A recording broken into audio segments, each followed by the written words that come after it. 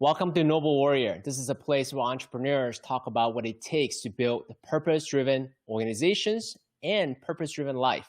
We're going to dive into mindset, mental models, and actionable tactics such that you can build your purpose-driven company.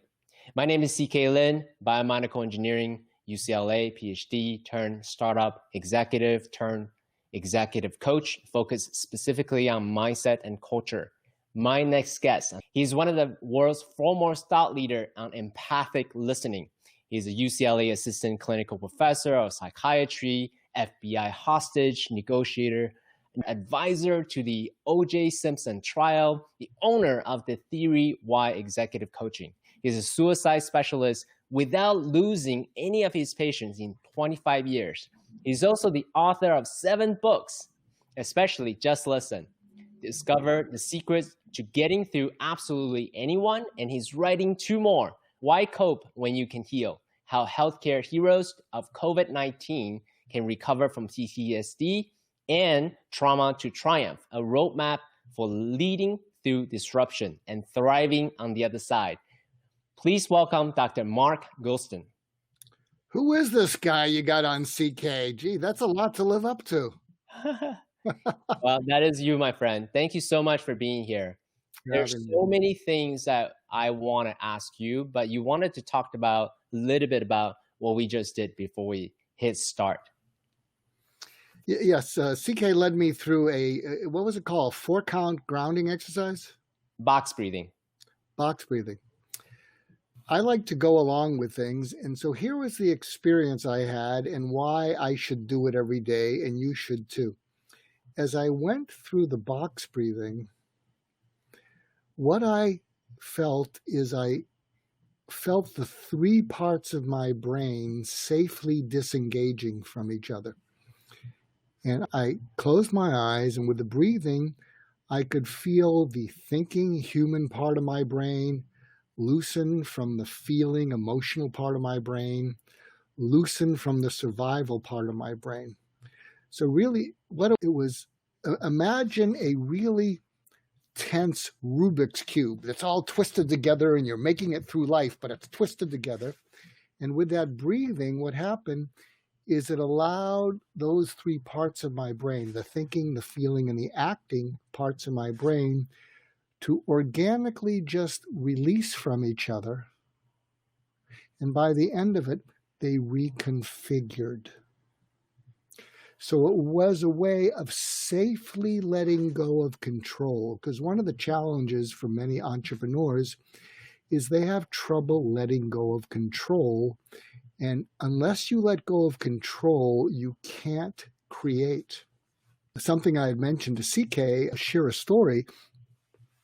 I was recently speaking to a group of entrepreneurs, and it's about 15 in the room. We did it by Zoom, and there was one woman.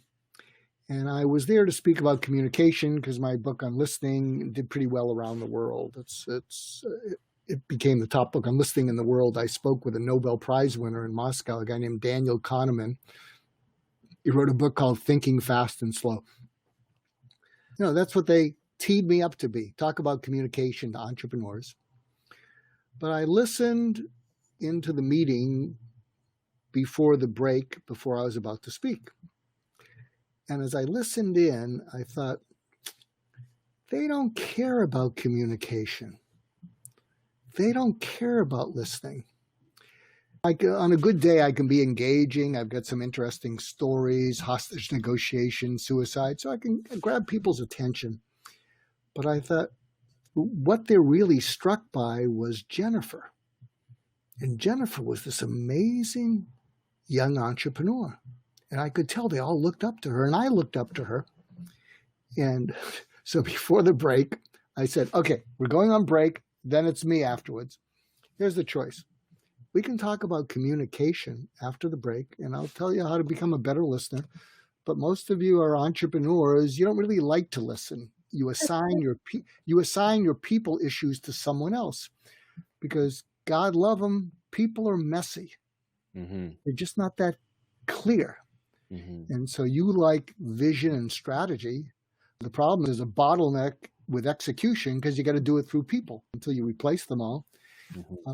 So I'll give you a choice. We can talk about communication. I'll give you some tips, or I can tell you how to think like Jennifer, Elon Musk, and Steve Jobs. So let's go on break, and when we come back, tell me what you want. So you can guess what they wanted. With that lead up, of course. When the break was over, they said, we want to think like Jennifer. And meanwhile, Jennifer is looking at me like, who is this crazy guy? And I'll say, here's the difference between Jennifer and the rest of you. She sees the unknown as an adventure to be lived. Mm. The rest of you see the unknown as a danger to be avoided. And the reason she sees the unknown as an adventure to be lived is because that's all she's been all her life. And she believes that if she just goes out there, things, opportunities, dots to connect will reveal themselves to her because they always have. I said, isn't that true, Jennifer? And she looked at me and she said, how did you know these things? I said, is it true? She said, it's absolutely true. And then she texted me and she said, you're going to coach me. Mm. So I'm coaching Jennifer, and in a couple months we've been working together.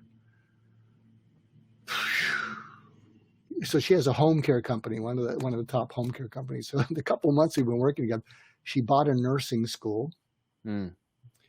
She started a company called IV at Your Door, because when you go into some of these home care facilities, they're not allowed to have IVs on their patients. And with all of this COVID, it's a real struggle to take an elderly patient, take them to the emergency room. So she's created a whole business called IV at Your Door, where she takes vans and she brings them IVs. And but I wanted to share that with you because there's a lot to be learned. And that's how, by the way, Elon Musk and Steve Jobs look at the world. Mm. They have a quality that I learned from a mentor of mine. All of you are too young to know the name Warren Bennis. If you look him up, he's one of the top 5 people who ever lived. And he's a thought leader in leadership, and he died a bunch of years ago. Yeah.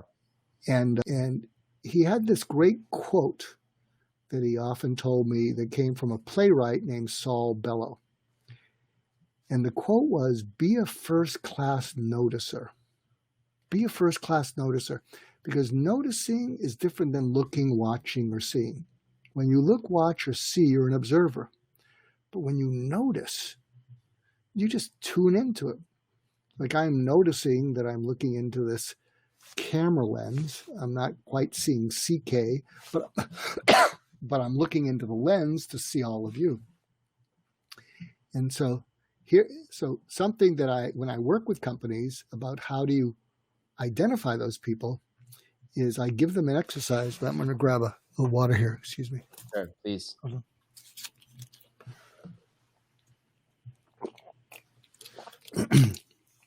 I'll give you a tangent because I think in tangents, but people say that I usually bring them around. So if I don't, you'll say, Mark, come back to the planet we're on. I have a podcast called My Wake Up Call. Yeah. And I talk to people about their purpose, their calling in life, and what matters most to them and how they came to develop that. What were the wake-up calls? So one of my favorite interviews was with Tim Brown. Tim Brown is the chair of IDEO. He was formerly the CEO for 20 years. And I'm talking to him, and he's telling me about his background, and he's always been an engineer and likes doing things. And I said, Tim, you're a first-class noticer. He said, what? I said, you're a first-class noticer. In fact, what you do at IDEO is you attract people from all different fields, sociology, psychology, engineering, and you basically tell them at IDEO University, go out and notice stuff. You know, notice what's frustrating people. Maybe go up to them, find out what's frustrating them. Notice what they're excited about. Go up to them and ask them, what are you so excited about? But that's how IDEO trains its people. Go out there, and obviously you're noticing something as a psychologist that would be different than noticing it as an engineer. But a good thing to do with your teams and yourself is maybe in your meetings, suggest to people that in your weekly meeting, your Zoom call, and by the way, this is going to wake up some of the Zoom fatigue. And your roll call is to say, what is something that you noticed for the first time since the last meeting? I love that. I want to hone in on a point that you're pointing to here. I'm an INTJ. So for me, for the longest time of my life was really about just the mind. Everything else, the body, the emotions, even spirituality, things like that, these are just secondary, tertiary, they don't even exist. And over time, I had to learn, oh, there's actually something to this thing called emotionality. There are these things called the body. There are these things called spirituality. That's beyond just what's tangible, what's material. So if you don't mind speaking to a younger CK who don't quite care about what you were pointing to, the noticing, be a noticer. Why care about heightened awareness to things beyond just, the obvious? Why care about emotionality, communication? Why care about these things? I will tell you, the reason to care about it is it will stretch your brain and you will actually have more influence in the world. So I've been fortunate in that I'm seen as this thought leader. My wife would laugh at that, but I have connections with amazing CEOs at amazing companies. And then I asked them, I said, why do you have conversations with me? And they say, because every conversation we have, you bring up something that's counterintuitive. So in other words, if you can develop these skills, which you do by thinking outside the box, you will be influential. People will want more of you. They won't treat you like a function. They won't treat you like a plug and play. And what these people have said is you come up with something that's counterintuitive, meaning I never would have thought of that. I never would have thought of that. And it's intuitively correct, which means that could work. I never would have thought of that, and that could work.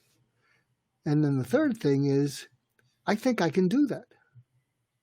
So I think one of the ways I've gained influence is by just noticing things in all directions. And what I've noticed has started to come together. And what happens is when you're with other people and they leave a conversation with you thinking to themselves, boy, I never would have thought of that. That could work. I think I can do it. In fact, I'll share a story. You mentioned I was involved in the OJ Simpson trial with the prosecution, and this is how I got involved. I don't usually talk about it because I was on the side that lost. But how I got involved is I knew the DA at the time, who was Gil Garcetti. Gil Garcetti was the district attorney. His son is Eric Garcetti, the mayor of Los Angeles. And I knew him, and I said, I don't know that much about trials or juries, but if I was looking for a juror, and it's going to be downtown Los Angeles, which is going to be largely African-American, I would ask them, have you ever changed your mind about the way you felt about someone? Because if they didn't change their mind about maybe an abusive dad, they're not going to change their mind about OJ Simpson. And so you want people who are capable of changing their mind about something. And then I would ask them, what made you change your mind? Was it facts? Was it emotion? Mm-hmm. I said, if it's emotion, you better have a compelling emotional case. Mm-hmm. If it was facts, have a convincing case.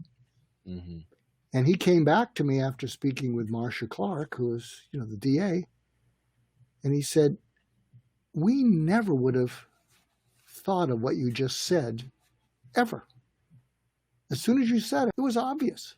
Mm-hmm. We need to find people who are capable of changing their mind. And we need to find people who change their mind based on whatever. Mm. And that's when he said, you want to join us? Can you be an observer? So during the trial, I was there probably 30 days, and I would come in and I'd give them feedback. I'd fax them various things. that they wouldn't have thought of.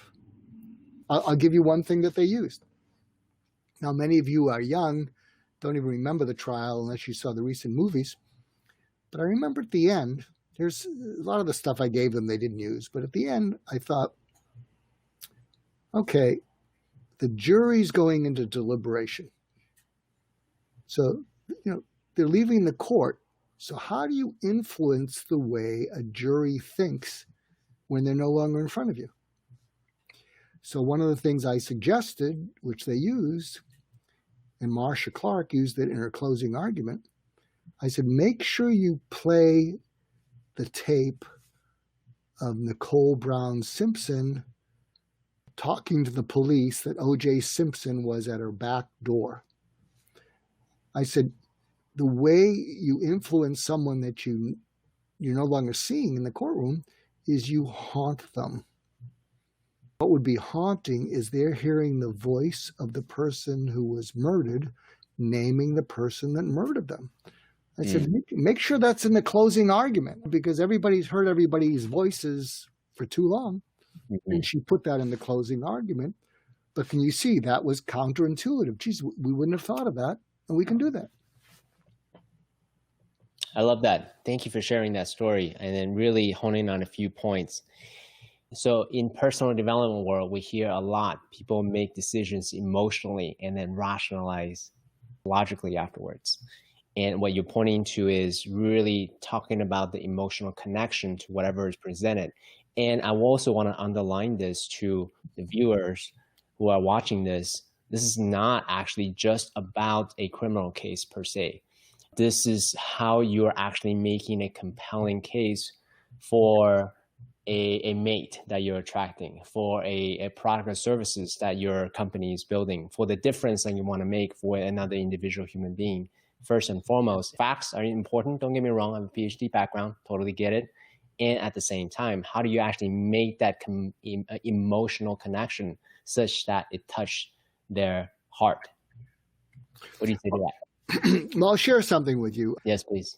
So when I spoke in Moscow along with Daniel Kahneman last October, I introduced my latest thinking on listening. And the title of my talk was Change Everything You Know About Communication. And I think if you practice what I'm about to say, this will change your life forever. So I hope this is counterintuitive, intuitively correct, and you can do it. What I said to the Russian audience, and there's a video clip. If you go to YouTube, you'll find it there somewhere. And I said to them, now they're hearing me in Russian, I'm speaking in English. They don't even hear my voice, they're hearing voiceover.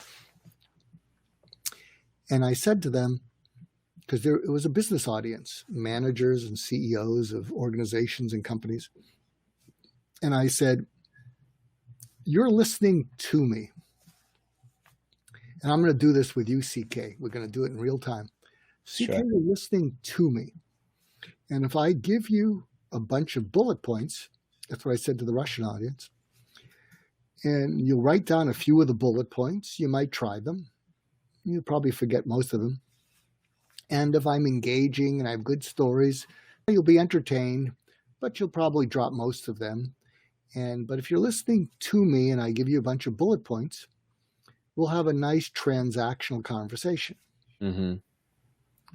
And then I said, but if instead of that, I focus on what you're listening for from me. Instead of you focusing on you're listening to me and me going rat-tat-tat-tat, if I focus on what you're listening for and I get it right and I deliver on it, you'll give me everything. And I said, so imagine this, I say to the Russian audience, so let me see if I get it right. And then I'm going to do this with you, CK. Sure. You're going to love it. I said to the audience, let me see if I get what you're listening for. Your managers and CEOs, first thing you're listening for is you're listening for something that can get you better measurable results, because your performance is based on measurable results. And you're listening for something that will get you better measurable results, because if that happens, you get a raise. Is that true? They go, duh. Then I said, and you're also listening for something that will get you those results that's less stressful than the way you're doing it now, because the way you're doing it now is stressful. You're stressed, your people are stressed, you're eating too much, you're drinking too much, it's a mess. So you're listening for a way to get better results that's less stressful. Is that true too? They go, duh. There was 1,000 in the audience. And then I said, here's the most important thing, is you're listening for something that is immediately doable by you, where you don't have to buy a book. I haven't even written the book on this. There's no course, because you don't even have the space in your head to take a course. And you're listening for something that is immediately doable, that will get you those better results, that's less stressful. And if I can deliver that, today will have been worth all the time and money you spent to come here. Is that true? And they go, duh, how did you know that? But can you sense that, CK, that I focused on what they were listening for? Absolutely. So here's the example that if you're viewers and listeners, I'm going to do this on CK. Okay. So CK is asking me some really good, responsible, host-like questions. And he's saying, can you answer this? Can you answer that? And I'm answering some of them, and he's tolerating me. And I think it's a pretty good conversation. And so if I focus on what you're listening to, you give me a question, I answer them. But this is what you're listening for, and tell me if this is different. And it's going to be tough because you're an engineer. I got to pull you out of that left brain of yours. I think what you're listening for is it's really important to you that you bring value to your listeners and viewers. Absolutely. It's a calling.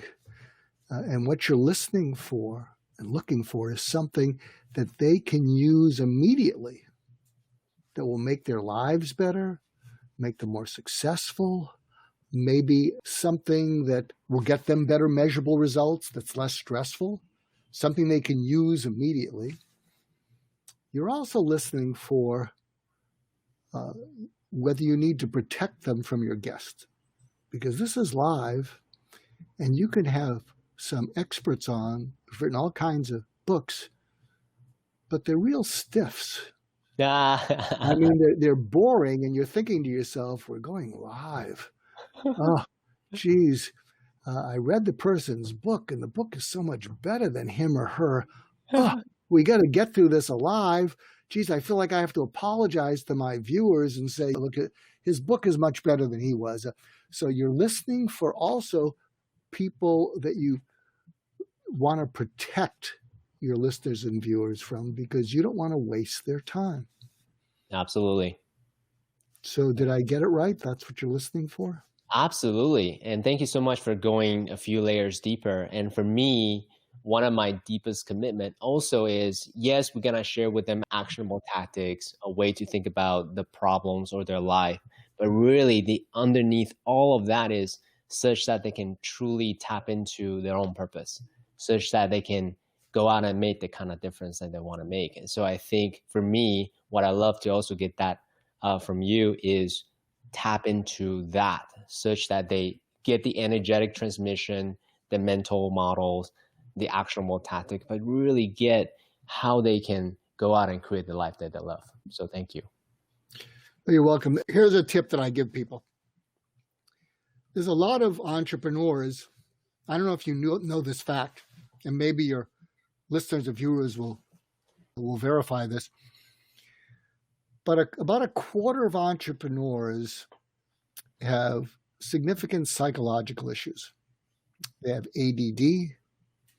They have a little bit of bipolar thing. When they're feeling great, they feel on top of the world. When they're feeling down, they feel like they're being foolish, and maybe they should get a regular job.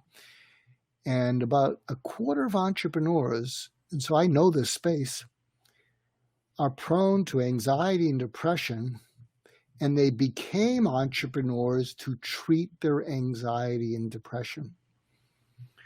So meaning when you're an entrepreneur, and we belong to a community that your listeners and viewers probably don't know about, and something I find funny but ironic, and you've heard this there, is the host of our community will say, he has a British accent. He'd say, this is a group of heartfelt entrepreneurs and we're all unhireable. We're all unhireable. And everybody laughs. And it's true. But when you think that you're unhireable and you couldn't work for anyone, and it's great that you're on an adventure now, but it wasn't so great when you were young. Right. When you were young, it's like, why can't you sit still? Why do you have to be different? What does that have to do with your homework? Where is this leading? And so you can understand that maybe it's higher than a quarter of entrepreneurs. When they were kids, a lot of the people who will never be entrepreneurs would give them a hard time.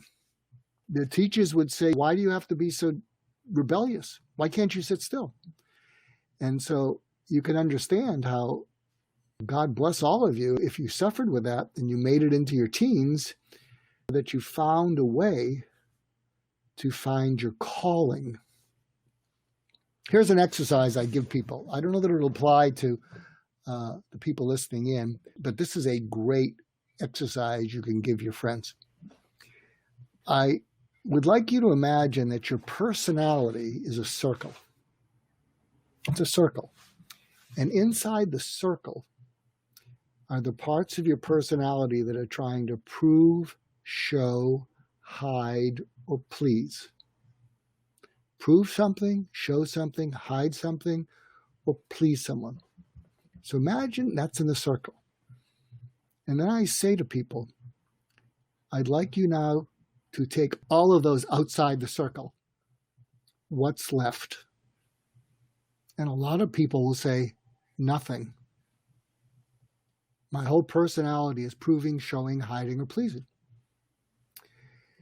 And I think a good exercise, maybe you want to do the breathing exercise when you do this, but if you can imagine eliminating the parts of your personality that are trying to prove, show, hide, or please, because when you're doing that, you don't belong to you. You don't belong to you. You belong to someone else who you're trying to prove, show, hide, or please. Some machinery, yep. And if you can eliminate that and go for a long walk, you may discover a calling that's been calling out to you, like the siren. You may discover something has been reaching out to you, your purpose, but you couldn't hear it because you were so busy proving, showing, hiding, or pleasing. I'm going to recommend a book which you've never heard of. Go ahead. And even the person who wrote it doesn't promote it. It's called 10-10-10 by Susie Welsh. 10-10-10. And she was married to Jack Welch, who just died. Jack Welch was the CEO of GE. Mm-hmm.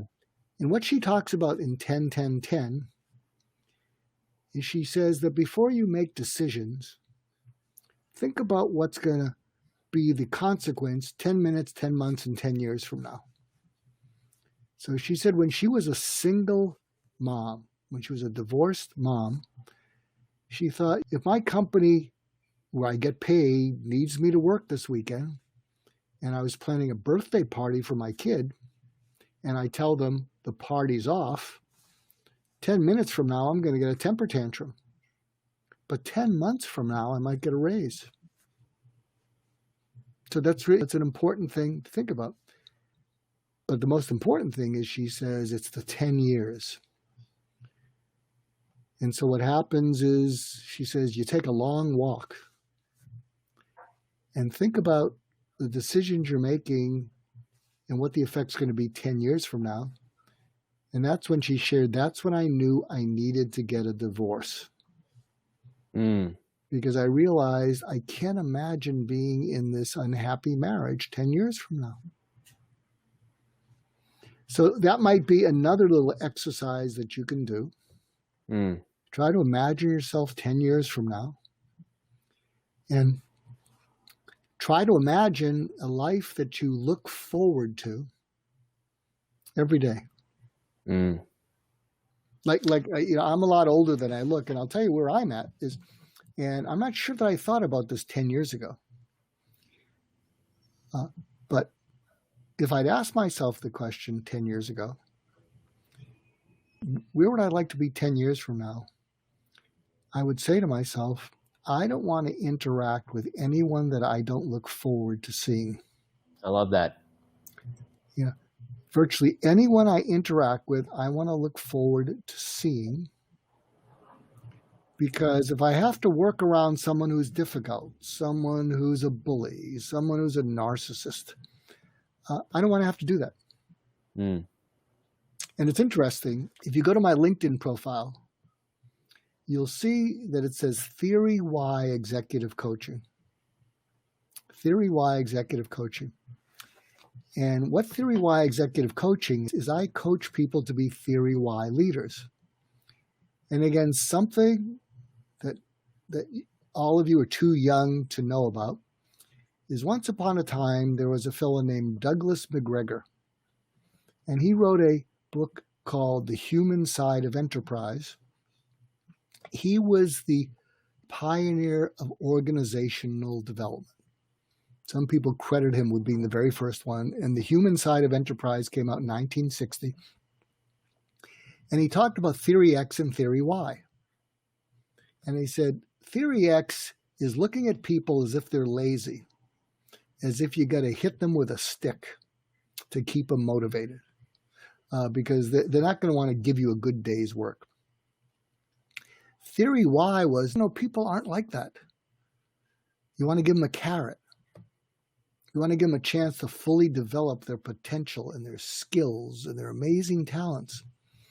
And if you can create a Theory Y organization that doesn't have fear, has opportunity, and you make it the most amazing opportunity, those workers are going to reward you with something that's a unicorn right now. And that unicorn is loyalty. And so Theory Y coaching, and it's interesting, because some years ago, companies would hire me and they would say, we've got a big revenue maker, or we've got someone who's a genius, but they're really difficult. They rub each other, they run over people, they're so arrogant, and we want to keep them because they make us a lot of money or they're a genius, but we don't want a harassment suit.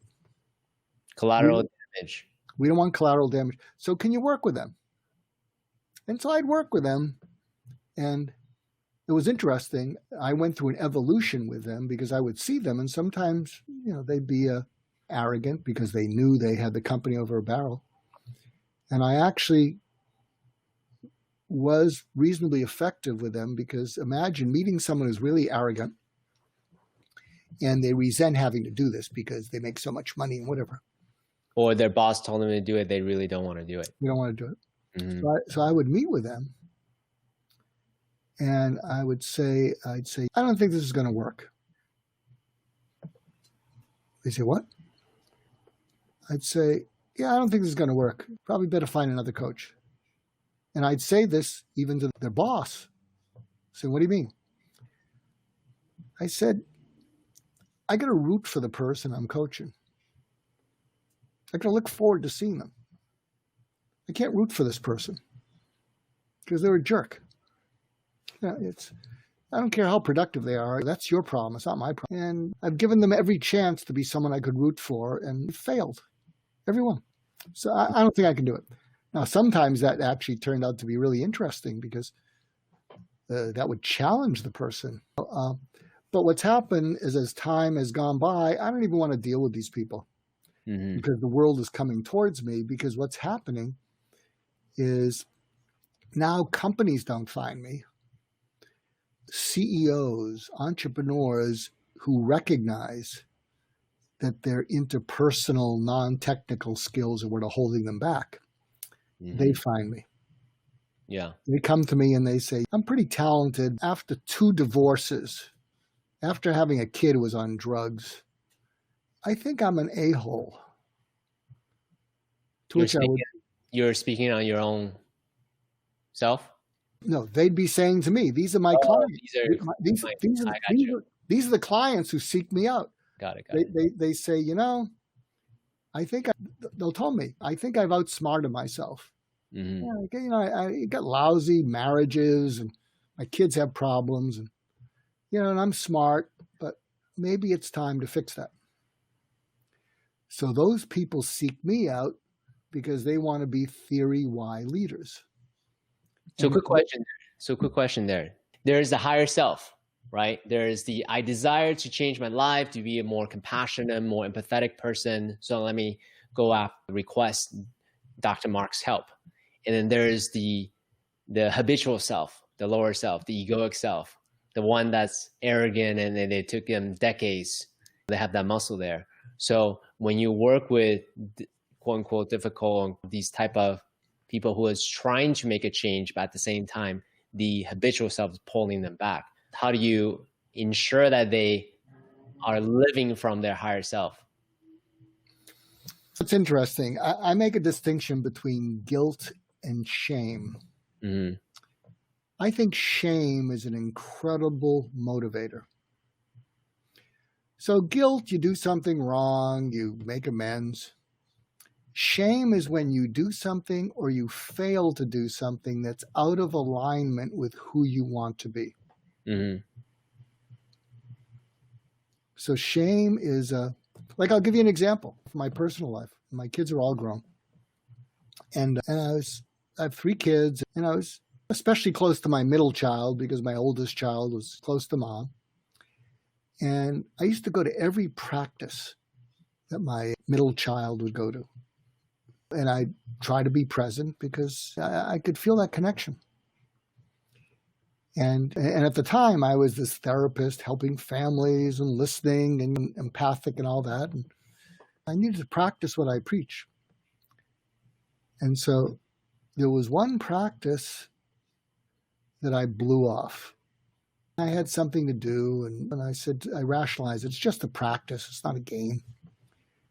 And my wife called me and she said, I wouldn't want to be in your shoes when you come home.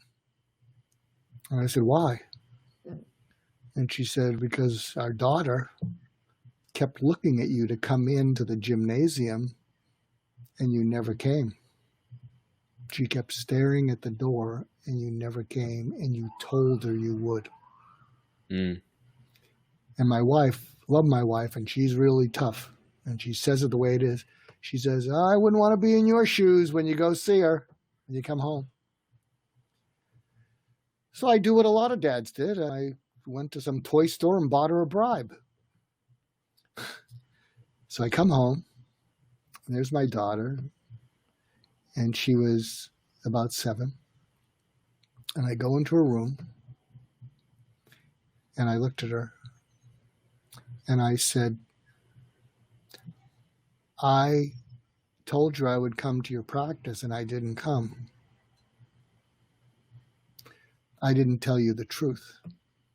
And she's looking at me, picture a 7-year-old, and you'll see this when you have kids. She's going like this. She's fighting tears. And I could just see the love and disappointment in her face. Mm. And I looked at her and I said, look at me. And she's just crying like this. And I said, here's what I'm going to do. I'm never going to tell you I promise to do anything, because I want you to believe that a promise from your dad you can count on. Mm. You can count on it 150%. Mm. So I'm never going to promise you things. What I will say at anything is I'll try and have a good track record. But I want you to realize that a promise from your dad you can count on. And I'm sorry. And then I gave her the little doll. She still wouldn't let me off the hook. And then the next morning she goes to school and I go into her bedroom and there's the doll in the trash can. Mm. So what I'm saying is, now some people listening to this will say, why'd you have him on? But that shame I felt that I disappointed someone who loved me so deeply, so trusted me. And I'll tell you, if you ever have kids, what you want to do is you want to immerse them when they're young in something called basic trust. There was a psychologist named Erik Erikson, and he talked about the stages of psychosocial development. And at the lowest level of our psychosocial development is either basic trust or basic mistrust. And look, parents aren't perfect, but when you have basic trust and you walk in the world, it's a different view than when you have basic mistrust. When you have basic trust, like Jennifer has, you go where you're looking. When you have basic mistrust, like the other entrepreneurs in that room,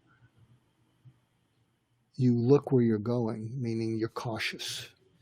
Yeah, you worry. The psychological safety isn't good. And I think it's important that we bathe our kids in basic trust when they're young. Because there's a famous quote, it's not that famous, from Albert Einstein, and I'm messing it up, but he said something like, the most important decision you will ever make in life is whether the world is safe or dangerous. So beautiful. Let me actually pause on that and segue to something that you've done for over 25 years as a suicide interventionalist. In moments like that, the stake, I would say, is the highest because you're literally intentional in trying to save someone's life. So if you fail as a psychologist, as a specialist, then they could take their life. And then you being successful without losing any kind of life. I'm curious to know your point of view. How do you, when someone are going through that dark night of the soul where they lost all hope or all humanity of themselves, the environment, just the point of living, right? All of that gone. They don't have anything to stand on. How do you persuade them, coax them in recontextualize such that they have that basic safety, basic, psychological safety to stay alive?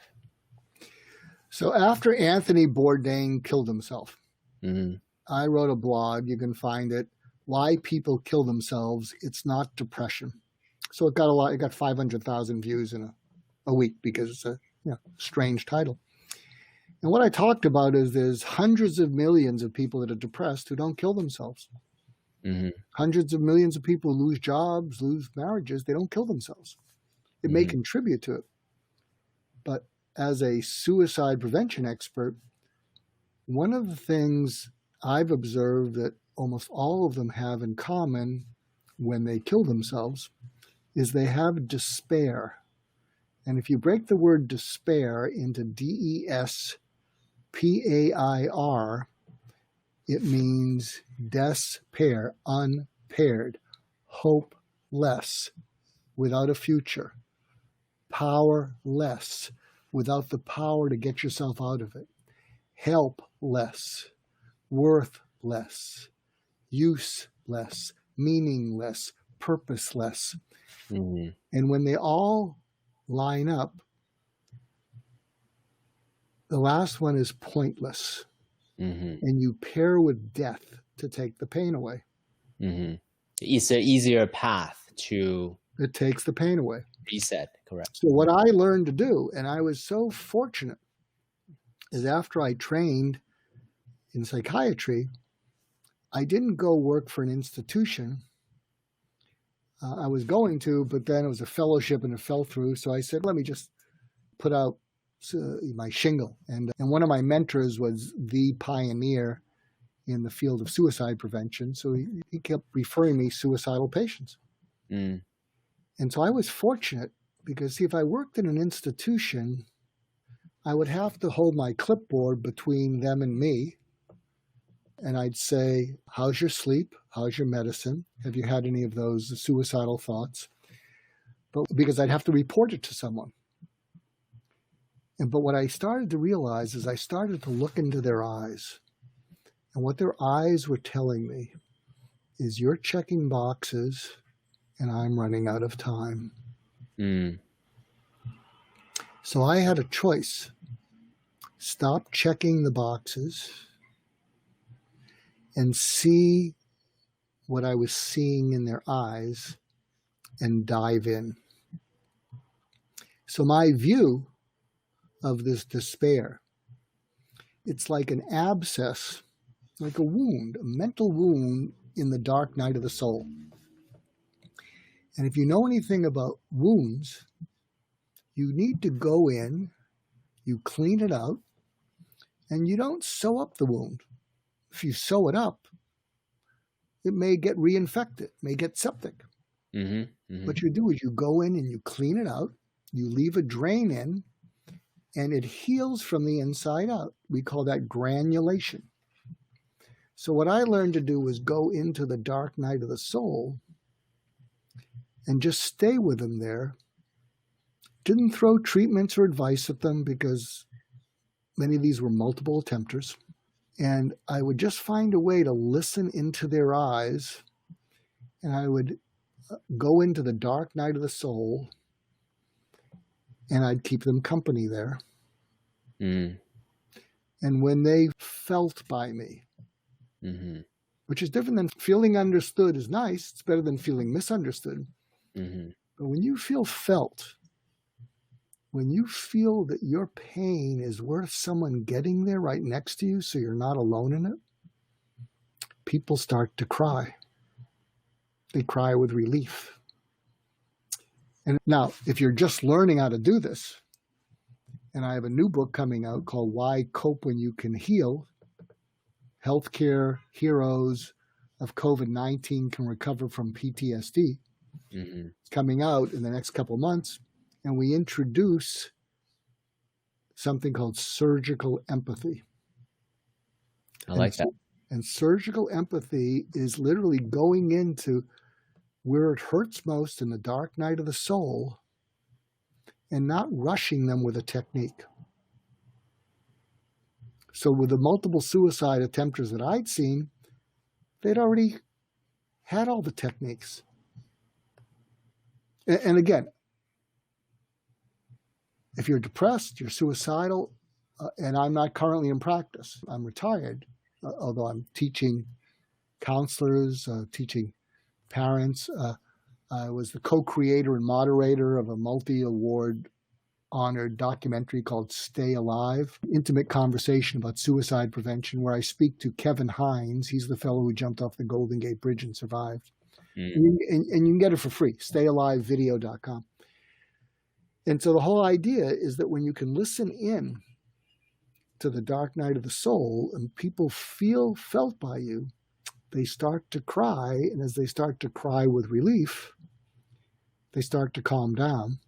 Now, for you techies, I'll give you a neuroscientific explanation for that. When people are really stressed or distressed, something in your brain called your pituitary sends a signal to your adrenal glands, and your adrenal glands push out cortisol. And high cortisol is basically a signal to your physical body, let's get ready to deal with this stress. And that high cortisol then goes back and triggers a part of your brain called your amygdala. And the amygdala is in your emotional brain. And what happens is it sends a signal to your amygdala, let's redirect the blood away from thinking to surviving. So blood preferentially goes away from your thinking upper human brain to your survival lower brain, because in our primitive thing, we needed that lower brain because we had to get the heck out of there. We had to run. We had to flee, fight, or freeze. And what's interesting is what counteracts high cortisol is high oxytocin. Oxytocin is the bonding hormone, and it's what enables young mothers to bond with their screaming babies. Screaming babies are stressing them out, they're sleep deprived, but there is so much oxytocin going on that they're bonding to that baby, and they don't get angry, they get tired. And so when you cause someone to feel felt, they get a surge of oxytocin. The oxytocin counteracts, the cortisol goes down, the amygdala goes down, blood flow goes back up into your upper brain. You can start to think again. So if I'm hearing you right, having whoever is undergoing distress, have them experience love through you, through your generous listening, through your generous space holding, that they feel loved and felt and heard. Yeah, it was interesting. I just wrote a blog, put one up, because I've had 30, 40 years of doing this. Mm-hmm. And now people are going to hear this and they're going to say, that's crazy. You have to, what I'm telling you is out of context, meaning I'm just telling you the breakthrough. So I was seeing someone and I was feeling his pain. And I said to him, after a long conversation, I said, why haven't you done it? He said, why haven't I done what? I said, killed yourself. He said, what? I said, yeah, why haven't you killed yourself? Because I just felt a little bit of your pain, just the tip of the iceberg. And if I felt all of your pain, I'm not sure I would survive. You're stronger than me. I'm not sure I would have survived because I'm just feeling a little bit of how horrible the things are that you've lived through. And I was dealing with someone who had been suicidal, but you imagine you having a conversation with someone like this. And I said, so I don't think I would have survived it. So I'm wondering why you haven't killed yourself. And he looked at me and he said, he said, so you don't think I'm weak or I'm crazy? I said, you're stronger than me. Crazy? I don't think so. I'm just getting a little taste of the pain you've been through. It's intolerable. So I don't think you're crazy wanting a way out. And you're not weak, you're stronger than me. And so I'm validating because he's feeling all this shame. I'm weak and I'm crazy. So I looked at him and I said, so why haven't you killed yourself? And then he said, let me get this straight. You don't think I'm weak or I'm crazy? I said, I'm not going to repeat it too many times. You're stronger than me, and I don't think you're crazy because the pain was awful. And I said, so why haven't you done it? And then he smiled and he said, because I was waiting to meet you. I said, what? He said, I was waiting to meet someone like you who could tell me I wasn't weak or crazy for wanting to get away from the pain. I said, you're not weak or crazy. And he says, are you sure about that? I said, don't push me. I said, wait a minute. And I took out a prescription pad. And I said, I'm going to prescribe something for you. And I write it down. I give it to him. I said, read it. And he reads the prescription and it says, you are not weak or crazy. I said, read that every time you're feeling suicidal, okay? I love that. In a single sentence, you reframe his perspective of himself from weak and crazy to sane and strong. I love that. Yeah. And then he looked at me, and because he's crying through the whole thing. He's just trying to cry because he's being validated. He felt. And then at the end of it, he's smiling because he felt less alone. He felt validated. And then he looked at me and he said, Doc, Doc, you're crazy. And I looked at him, I smiled, I said, no argument there. I love that. Thank you for sharing that story. One of my epiphanies from sitting in ceremonies is, man, it's challenging enough to go through life as an individual. For someone like you who are healers, not only you live your own life, but you also take on other people's burden as well, emotional burden and otherwise. I'm curious to know, how are you able to insulate yourself? Because you're overflowing with love, right? That's who you are. Anyone who spent any more than 5 minutes actually feel just how much you love human beings. And I want that. But would you say you were born with this incredible capacity for love that you're able to hold other people's suffering, or was it cultivated over time? What's your response to my question?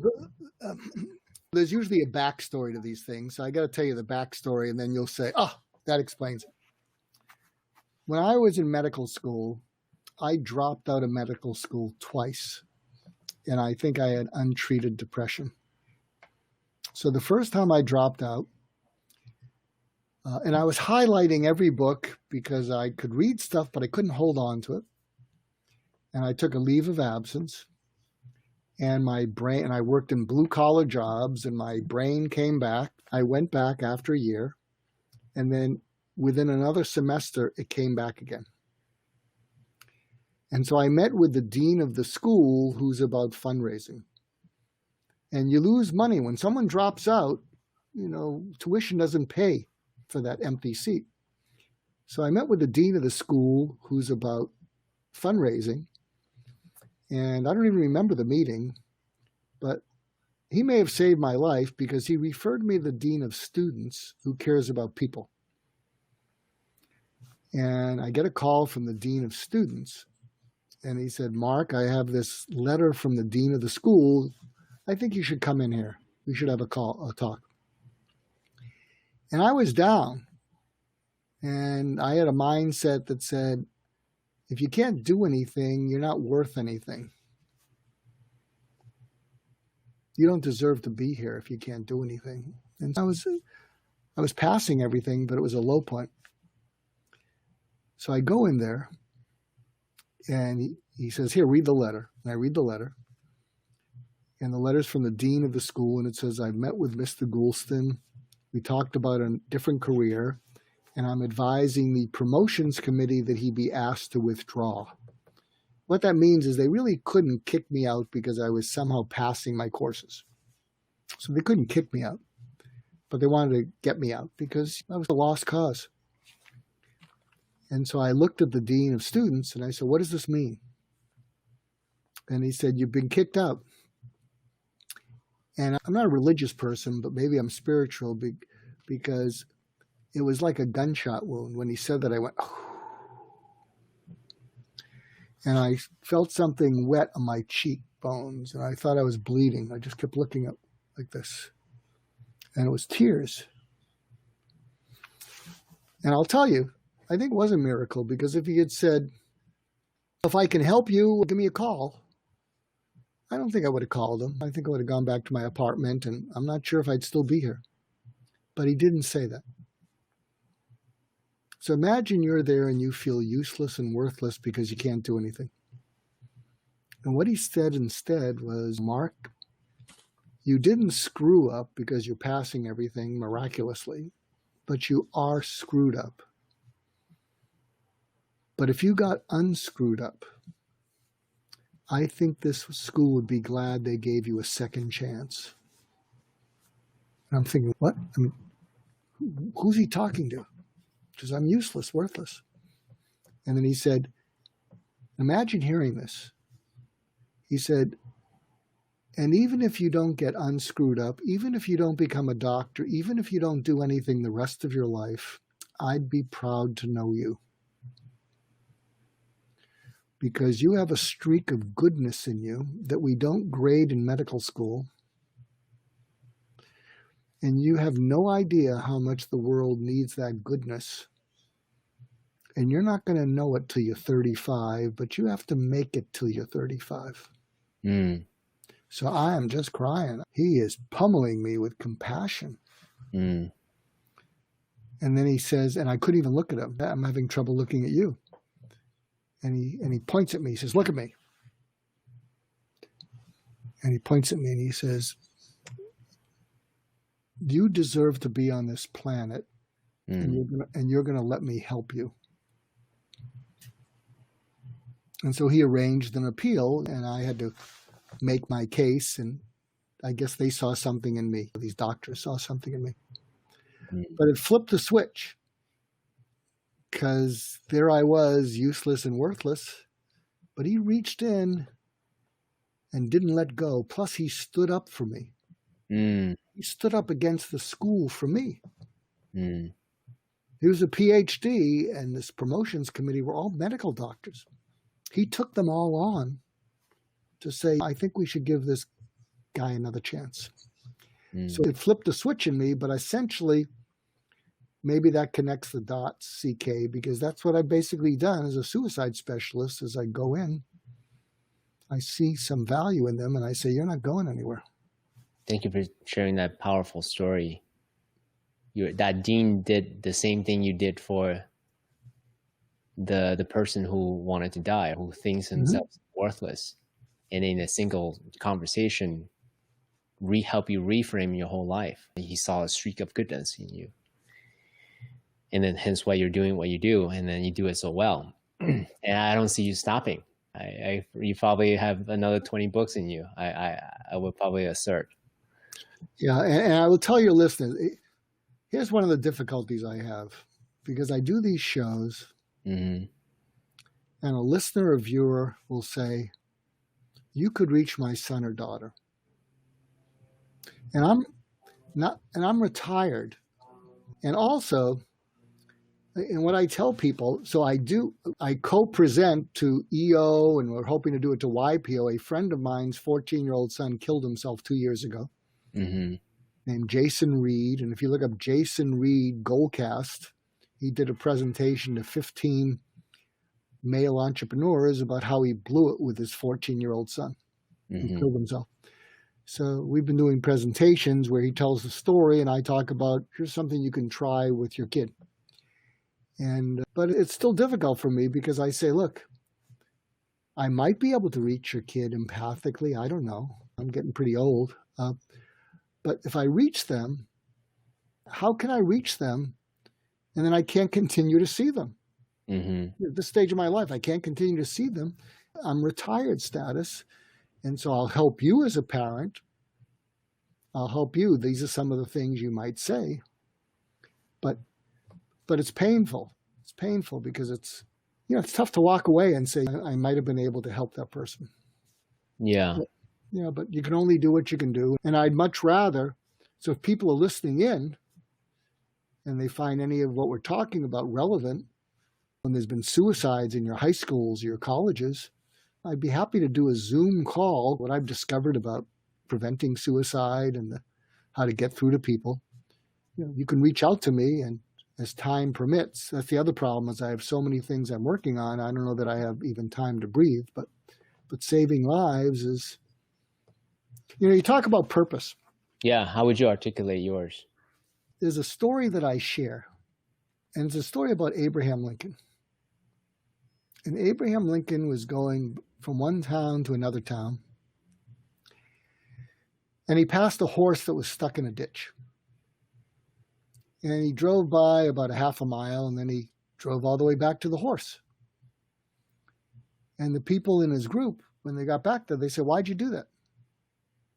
And Abraham Lincoln said, I couldn't get the pain of the horse out of my head. So that's what happens to me, is I can't get the pain of the world out of my head. And I believe I was born to try to lessen it. And the pain is fear, hurt, anger. But what I want to do is, and if people want to help with this, I would love to start building a platform. In fact, I think I'm going to be doing something, and if you haven't heard of this, I hope you'll check it out, CK. There's something called tether.men. And it's a group. It's a peer-to-peer support group for men who are dealing with a lot of these things. And I'm getting to know the co-founders real well. And what happened is they went on a retreat, a men's retreat, and they personally had breakthroughs that alleviated some really dark thoughts. So they're doing their best to bring it online in a digital community, to create a community of peer-to-peer support for men. Now, women might say, what about us? Women can use their language.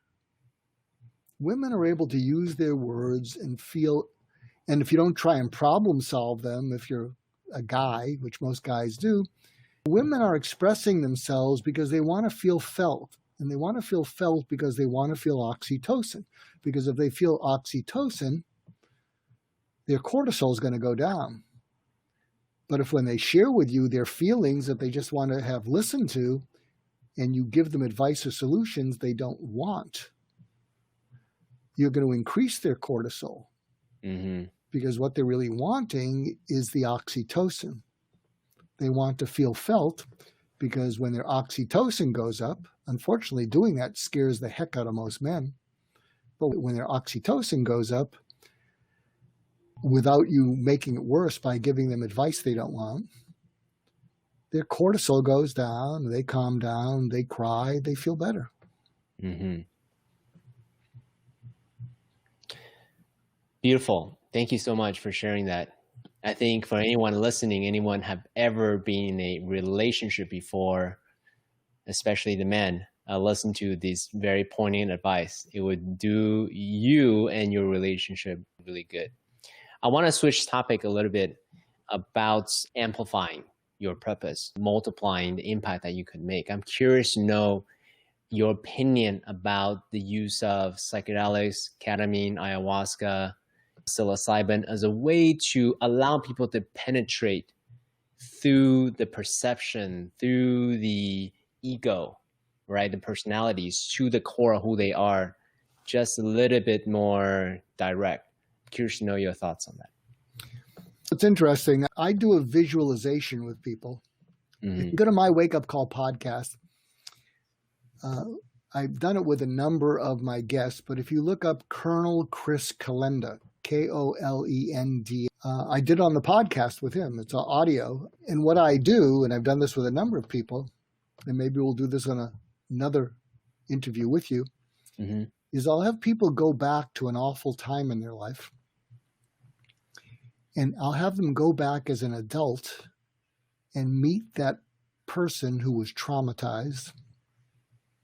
And then we facilitate a conversation where that person who was traumatized feels felt and safe by you, this older adult. And you don't tell that younger part of you that you're them. What you do is you dive into something where they feel felt by you. They start to express their fear, their horror, their terror. And then what happens is you reveal to them, because they're going to feel better, that younger part of you. And they're going to think, so you're going to leave, aren't you? And that's when you tell them, I'm never leaving you, because I'm you. And you made it through this, and you're going to have a good life. There's going to be some bumps in the road. And then at the end of it, I have, in the visualization, the adult you hug that younger you and imagine your DNA fusing together. I share that because I think what happens with psychedelics and ayahuasca and whatnot, it's a similar kind of thing where those allow you to let go of control. Mm-hmm. Most of the people who are drawn to psychedelics and ayahuasca tend to be control freaks, and they do not know how to let go of control. That's pretty good. And what happens is when you take the drugs, you're no longer under control. You've lost it, but that's why you need someone, a facilitator or a shaman, to reassure you, because you'll feel like, I think I'm going crazy. This is a nightmare. I don't think I'm ever going to come back. And because they're so experienced, and basically what's happening is it's not getting past your ego. It's that your brain and mind are misaligned.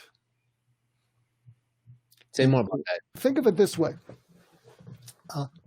Let's say we start out in life, with basic trust, and we start out and we're a perfect Rubik's Cube. Mm-hmm. Just perfect. Every side is perfect. But then because of life and being abused, being criticized, being ignored, that Rubik's Cube starts to twist and twist. And it's not so clean anymore. And it keeps getting twisted and twisted. But then what happens, and this is especially true for entrepreneurs, is you can't get it back to that special shape. But you discover something called an adrenaline rush. So when you're under stress, your cortisol not only goes up, your adrenaline goes up. fight or flight. And adrenaline makes you feel superhuman, makes you feel powerful.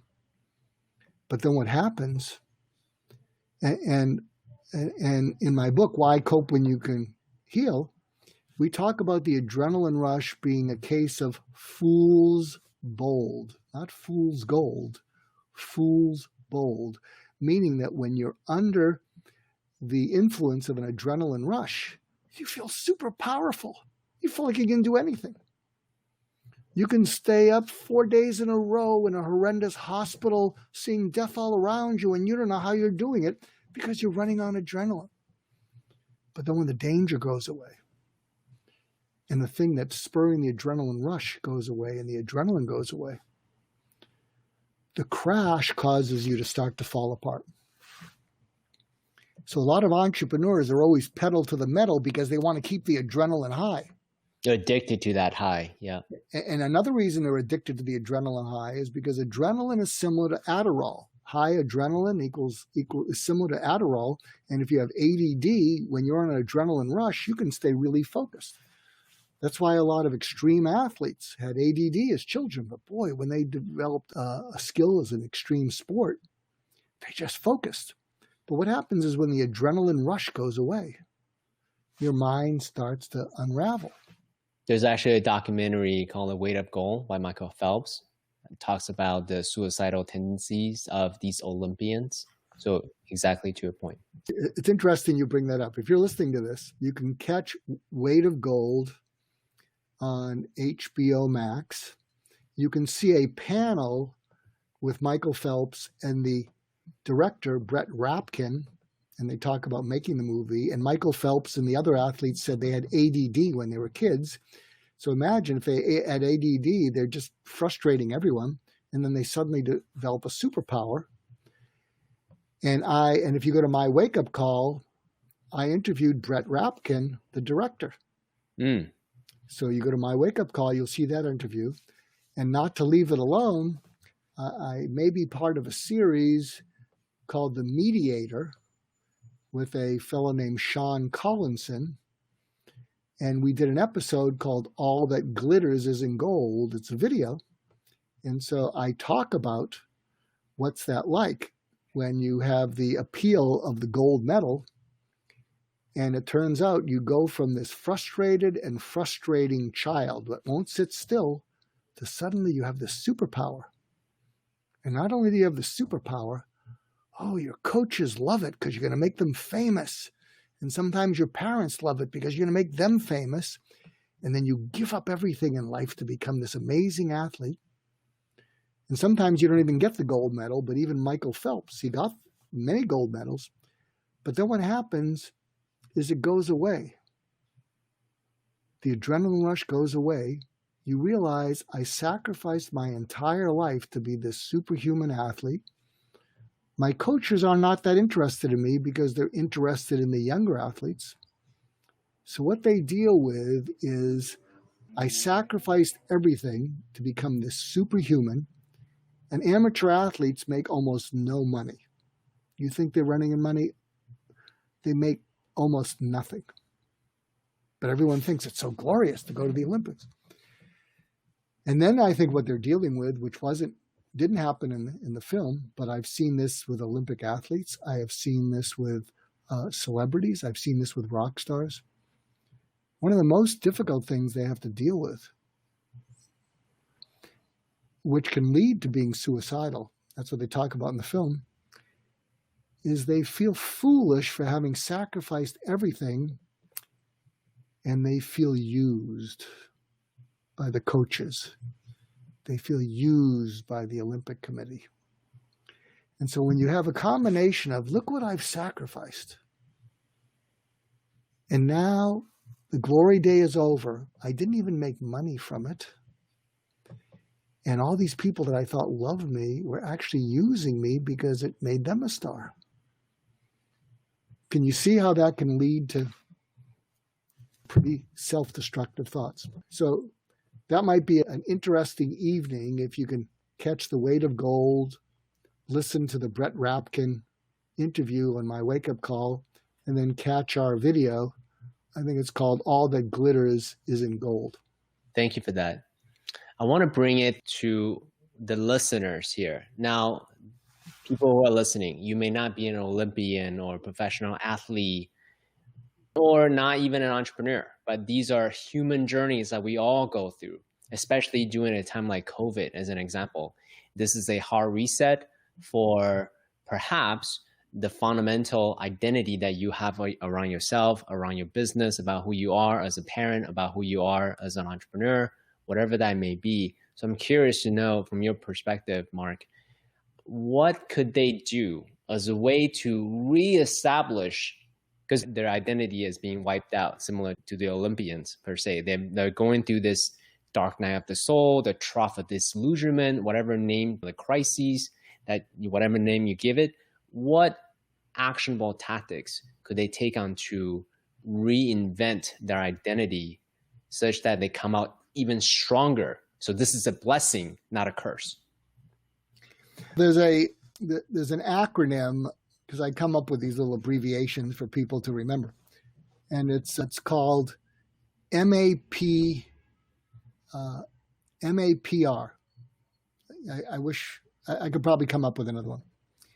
But what it stands for is every day, if you can do a meaningful activity that serves a purpose, it will give you a reason to get out of bed.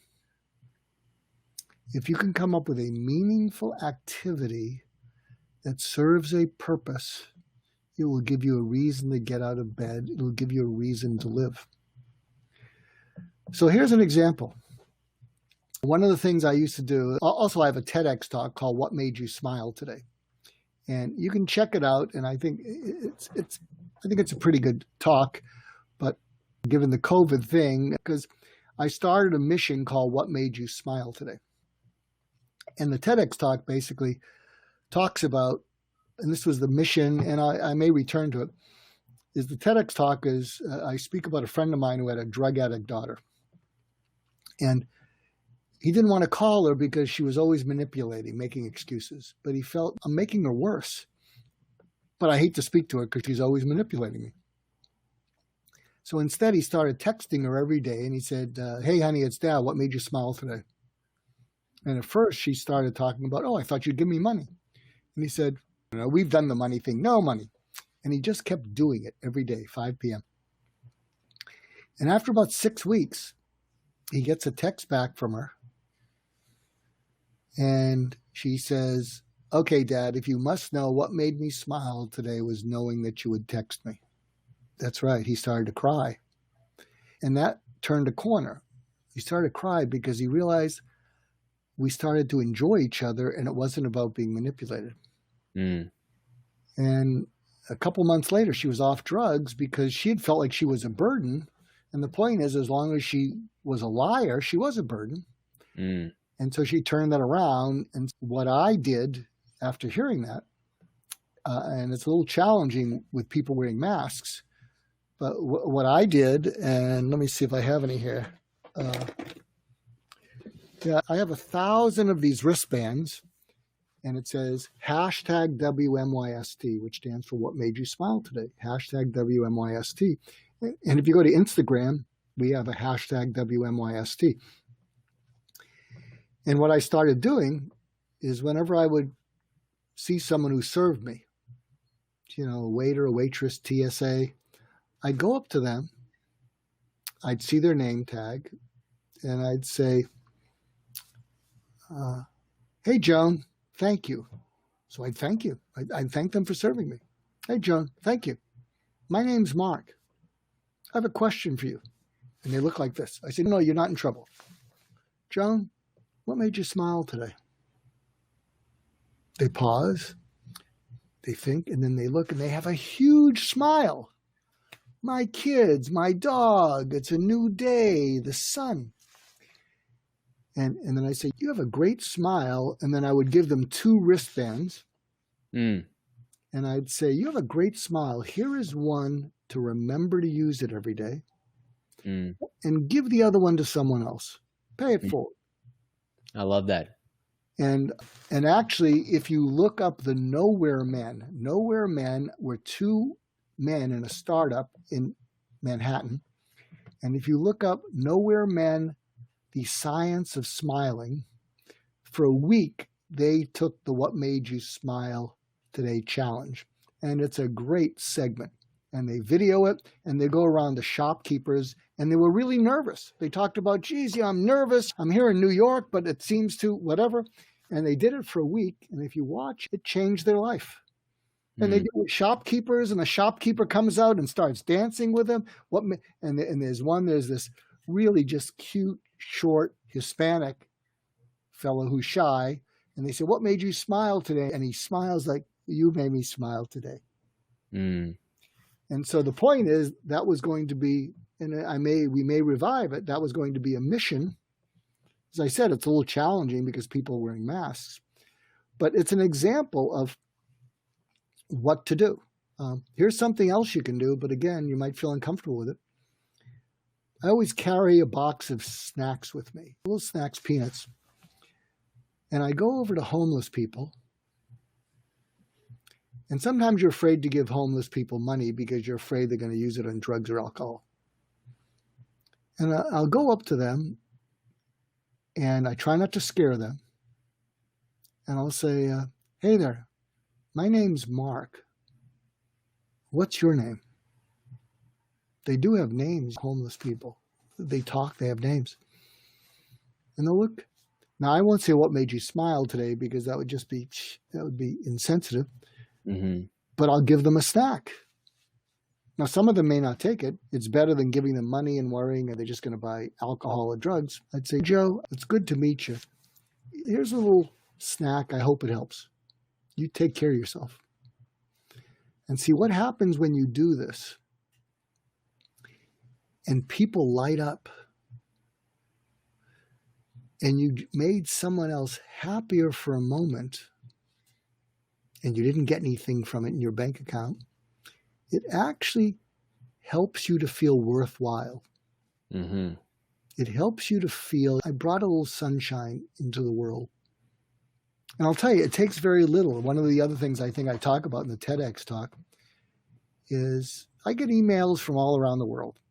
And I'm a little bit disorganized. So sometimes I just get too many. But I got one from a young man named Arul in India. And he asked me something, and I had a moment, so I gave him a little advice. And we're not talking, we're just typing. And I said, Arul, I have a question for you. He got nervous. I said, Arul, what made you smile today? And he wrote back, he said, no one as famous as you has ever typed my name. Mm. And so every day I go to the computer and I type what you typed. I type your name and I touch your name and I touch my name. Mm. I'll tell you, it really got to me. And I thought, wow, that was so little. That could have changed Arul's life. Mm. Thank you very much. So, Mark, I want to be super respectful of your time. Time has come to an end, but I could talk to you for hours. I want to acknowledge you in a few words.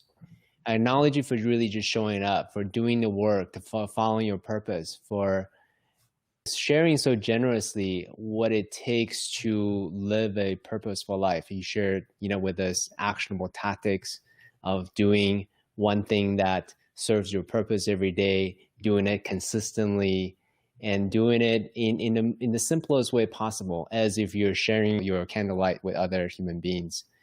And for anyone that's listening, please, I'll share the links with you. So then definitely, I'm in the middle of reading your book, listening right now. And I wanted to just give you a little bit of testimonial. So Mark, what's remarkable about Mark's work is not just, hey, here's some clinical data, some theories behind it. In everything that he shares, he gives you mental models, actionable tactics, such that you can go out and cultivate your own empathy, your own compassion, your own ability to communicate better with people that you care about in your life. So thank you so much for demonstrating that, embodying that. You are an inspiration. Thank you, Mark. Look, you brought it out of me. We did it together, CK. So thank you. And thank you to your listeners. And I hope you'll check out my wake up call. And you can go to my site, markgoulston.com, where you'll find, if you like any of what we talked about, you'll find more.